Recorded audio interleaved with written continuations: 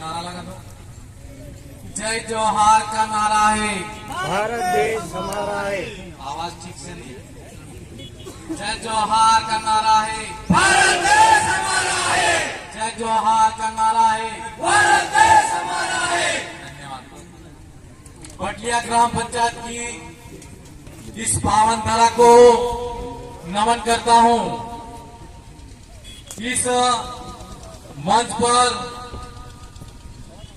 भगवान बिरसा मुंडा की मूर्ति और बाबा साहब भीमराव अम्बेडकर की जो तस्वीर लगी है उसको नमन करता हूं। मंचासीन हमारे बांसवाड़ा डूंगरपुर के लोकसभा उम्मीदवार, लोकप्रिय नेता, लाडले समाज के हक अधिकार की बात करने वाले श्रीमान राजकुमार जी रोज, कांग्रेस से प्रधान रही धर्मिष्ठा जी पटेल, समाज सेवी संतोष जी, मंजूबेन जी, हकरचंद जी, सरपंच साहब, विनोद भाई, दिनेश जी ब्लॉक अध्यक्ष जी और हमारे बीसीसी प्रभारी रामलाल जी, डीसीसी प्रभारी दिलीप भाई और गांव गांव ढाणी ढाणी से आने वाले मेरे युवा साथियों, माताओं बहनों, आप सबको मेरा क्रांतिकारी जोहार। आज मैं आप सबसे इस मौके पर यही कहना चाहता हूं कि हमारी बांसवाड़ा के अंदर, बांसवाड़ा डूंगरपुर लोकसभा सीट के लिए श्रीमान राजकुमार जी लोग हमारे लोकप्रिय प्रत्याशी हैं, उनको सांसद का प्रत्याशी बनाया है। और जब दक्षिणी राजस्थान के अंदर हमारे यहाँ पर आदिवासियों की आवाज, और कोई आदिवासी है कि नहीं है यूं नहीं पहचान थी, उस समय राम प्रसाद जी और राजकुमार जब जयपुर के अंदर गए तो हमारी आदिवासियों की आवाज को वहां पर उठाया। आज हमारी बारी दिल्ली की है और हम ये चाहते हैं कि हमारा मध्य प्रदेश, गुजरात और राजस्थान, इन तीनों राज्यों में बटे हुए जो आदिवासी हैं उनको एक जाति पर लाने के लिए अलग से जो गोविंद गुरु का सपना था, उन्होंने जो यहाँ पर संत सभा के माध्यम से जागरण किया था, वो सिर्फ मेरे भाइयों अलग से भील प्रदेश और भील राज लाने के लिए किया था। उस सपने को साकार करना है तो हमको दिल्ली के लिए राजकुमार जी को भेजना पड़ेगा। मैं आप सबसे इस मौके पर यहाँ पर राजकुमार जी आए हैं तो भागीरथी विधानसभा की जनता की तरफ से और तमाम युवा साथियों, बड़ी दादा माता बहनों की तरफ से यही आशा, उम्मीद और विश्वास करते हैं। उनको दो हाथ खड़े करके आश्वासन दीजिए कि आप निश्चिंत होकर दूसरे सभी विधानसभा के अंदर प्रचार करो, हम आपके साथ में खड़े हैं और हमारी आवाज दिल्ली तक समाज की आवाज जानी चाहिए। धन्यवाद।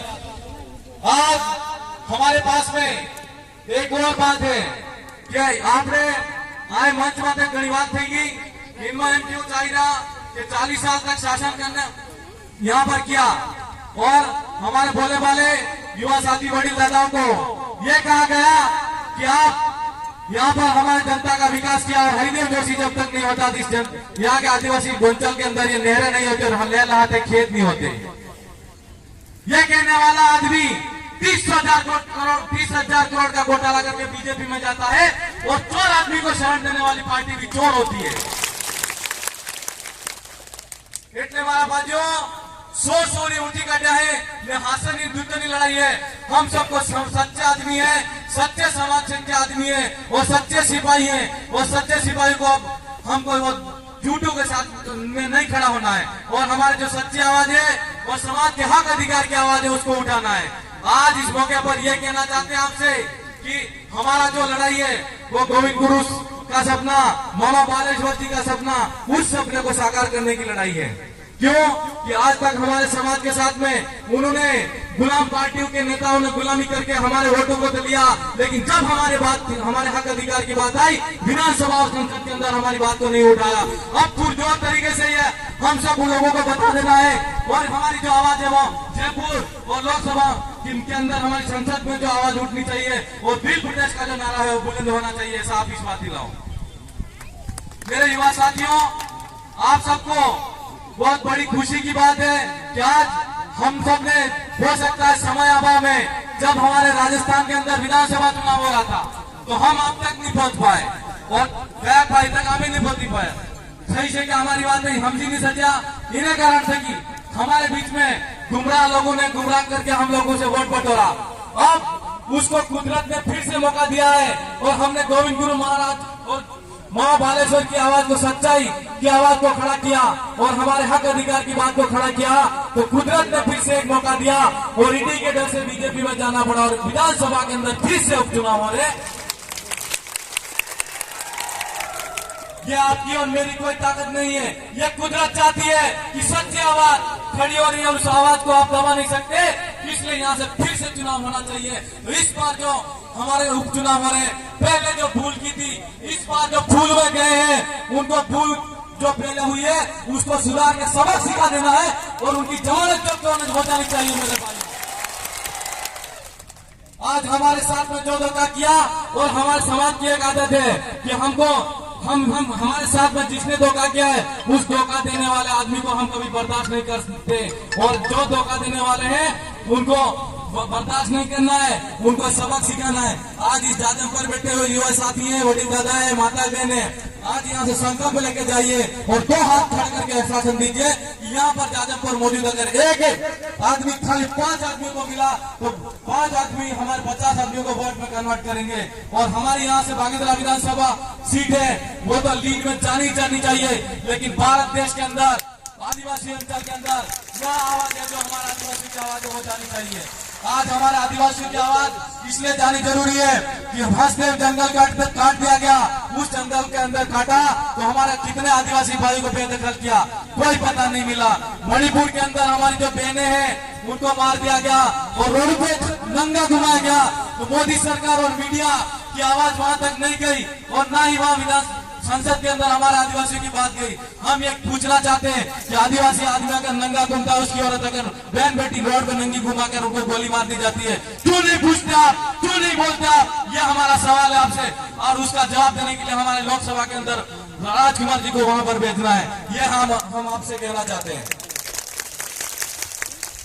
हमारे यहाँ पर पास में केवड़िया के अंदर स्टेच्यू ऑफ यूनिटी बना दिया, 57 गांवों को यहाँ से विस्थापित होकर जाना पड़ा। हम ये कहना चाहते हैं ऐसे कर करके अभी बद्रीनाथ सरकार बनी है यहाँ पर राजस्थान के अंदर, बनते ही हमारे ऊपर बद्री खनन अवैध बद्री खनन के नाम से कानून पारित करके जितने भी भाई छोटे मोटे पत्थर पकड़ कर काम करते रोजी रोटी कमाते उनकी रोजी रोटी पे लात मारने का काम किया। सारे ट्रैक्टरों को जब्त किया गया। इस पुलिस प्रशासन से मैं यह कहना चाहता हूँ, जिस दिन विधानसभा का यहाँ चुनाव होता है, रिजल्ट आता है, सबको यहाँ से क्या सबक सिखा देंगे, क्योंकि हमारी रोजी रोटी पर लात मारने वाले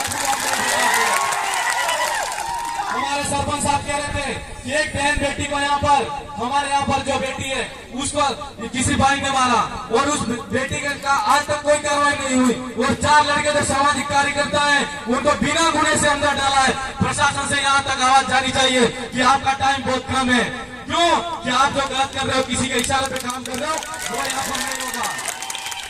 मेरे भाइयों, इन लोगों ने भजन लाल सरकार ने अभी हमारे यहाँ पर चारागाह जमीन को के नाम से एक बिल बनाया है और पंचायत में पटवारी और सचिव के नाम से सर्वे करा रहे हैं। क्यों कि जो जमीन हमारी यहाँ पर है सरकार के नाम से, चारागाह के नाम से, तो हम ये पूछना चाहते हैं, हमारा आदिवासी भाई, गरीब भाई, पढ़ा लिखा नहीं होता और जिसने अगर खुली जमीन देखकर हमको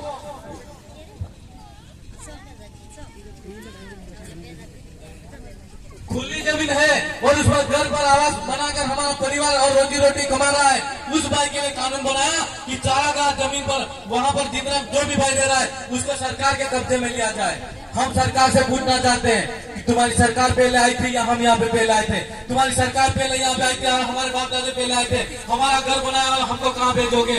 ऐसे कानून और नियम बनाने वाले जो सरकार है उस सरकार का हम विरोध करते हैं। इसलिए मेरे भाइयों, इनकी हमारी आदिवासियों की जमीन पर नजर है, इसलिए हम कहते हैं कि जल जंगल जमीन पर हमारा आदिवासियों का स्वामित्व और अधिकार होना चाहिए। इस देश के मूल मालिक हमें और हमारा जो मालिकाना हक है वो हमको मिलना चाहिए।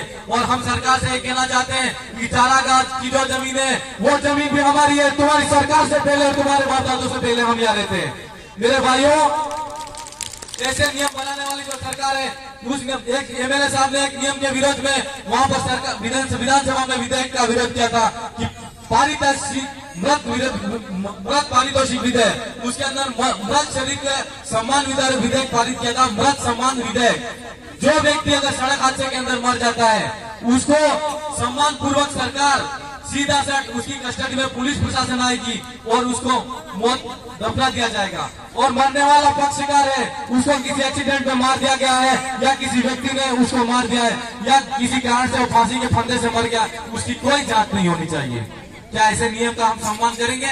हमारे बाप दादा कहते हैं कि न्याय व्यवस्था हमारे पास में होनी चाहिए, जिसके साथ में जो होना चाहिए। और मोटाला जो व्यवस्था हमारे समाज में चलती है, उसके विधेयक में सरकार ने वो कानून बनाया। आज रोड पर चलाने वाले बड़े बड़े वाहन धारक हैं, वो आदमी हमारे आदिवासी आदमी को कुचल के मार देंगे। मोटर वाहन के पास में हेवी लाइसेंस होता है, खाली 24 घंटे 48 घंटे के अंदर जमानत हो जाती है। मरने वाला परिवारजन का आदमी है, उसको देने के लिए सरकार के पास में कुछ नहीं है। न वो उस व्यक्ति से मांग सकता है, न ही सरकार से मांग सकता है। ऐसा नियम बनना चाहिए। ये जानकारी हमको नहीं है। क्यों? कि मेरे भाइयों, हमको जागने का वक्त है और हमको जगाने का वक्त है। आज हम जाग भी चुके हैं और दूसरों को भी जगाना है।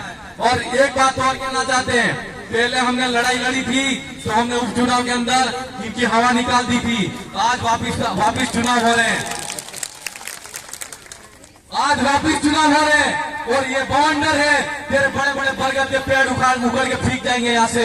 मेरे भाई, आज आप सबको एक होना है और एक होकर लड़ना है। और हमारी जो आवाज है वो निश्चित तौर पर लोकसभा में भी जाएगी। आप सबको हाथ करके आशीर्वाद और विश्वास दो, मुझे भी दो और राजकुमार जी को भी दो। यह सीट पर हमको जीतना है और जीतेंगे। इसे मैं ज्यादा कुछ नहीं कहते हुए राजकुमार जी को पुनः यहाँ पर भागीरथी विधानसभा की जनता की तरफ से हार्दिक स्वागत, अभिनंदन, जोहार, लाख लाख जोहार करता हूँ। और मंचासीन तमाम हमारे वरिष्ठ दादा है, वडाऊ दादा है, एना साथ ने हार्दिक स्वागत, अभिनंदन, जोहार। इन्हीं शब्दों के साथ में मेरी वाणी को विराम देता हूँ। आप सबकी जय, जय जोहार, जय आदिवासी, जय संविधान, जय भारत।